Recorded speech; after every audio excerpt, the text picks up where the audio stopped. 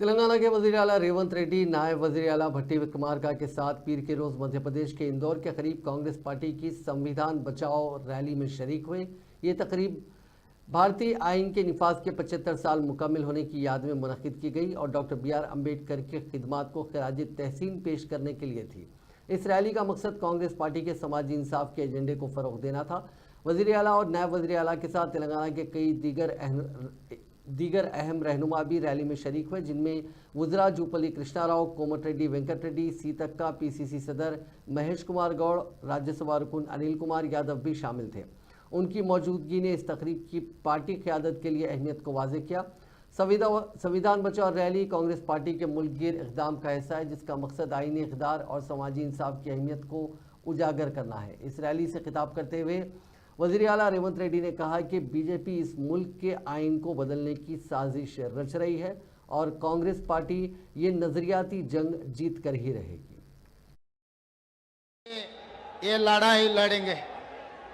मैं साफ दो ही बात कहना चाहता हूं, ये चुनाव नहीं है, ये लड़ाई है।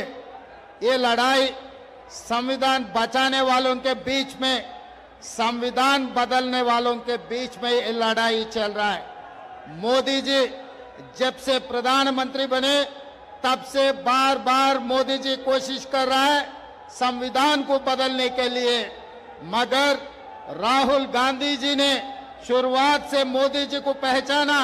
अगर मोदी जी का ताकत बढ़े तो मोदी जी संविधान बदलने के लिए पूरा कोशिश जारी रखेंगे। इसीलिए पहले दिन से राहुल गांधी जी ने मोदी जी को रोकने के लिए कोशिश की। इस बार मोदी जी बहुत ताकत से वो कोशिश कर रहा है। मोदी जी को मैं इतिहास में पढ़ा था, गजनी मोहम्मद हिंदुस्तान को लूटने के लिए, हिंदुस्तान हासिल करने के लिए बार बार कोशिश किए। वैसा ही गजनी मोहम्मद जैसा आज मोदी जी ने संविधान बदलने के लिए, आरक्षण